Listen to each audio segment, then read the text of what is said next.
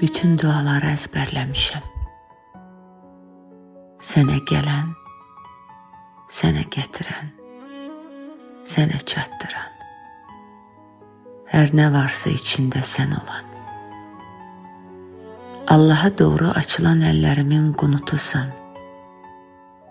Hər açılanda ovcuma bağlananda qəlbimə sarılan. Oxşayıb sevələmişəm, amin kəlməsinin möcüzəsinə inandığım kimi inanmışam ümidimə. Yoxluğunla gözümə kül eləmişəm, indi kör kimiyəm. İşığın iynə ucu boyda işartısına sarılan. Azana gedən yolda diz çökürəm üzü qibləyə. Hər gün qonağımsan evimə, məscidimə. Bütün duaları əzbərləmişəm, aminlə bitən, bismillahla başlayan. Sənlə bağlı ürəyimin 7 qatında gizlədiyim nə varsa, Allahıma xəbərləmişəm.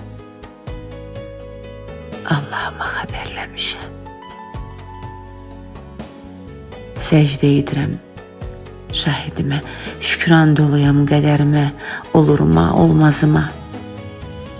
Əlimin yetmədiyi hikmətimsən, yetsə nemətim olan. Nə olsa qaniyəm bu həyatda, çoxuma, azıma, bu alın yazıma.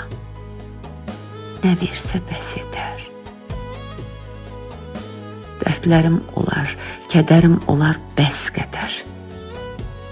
Ya da gülüstan olar ömür, yetməsə dər. Nə versə yetər. Vermədiklərindən bir tək səni diləmişəm. Bir tək səni diləmişəm. Gəlsən bir səs ver. Pıçılda. Gəlsən bir səs ver. Allahu Ekber. Allahu Ekber. Sen mi geldin?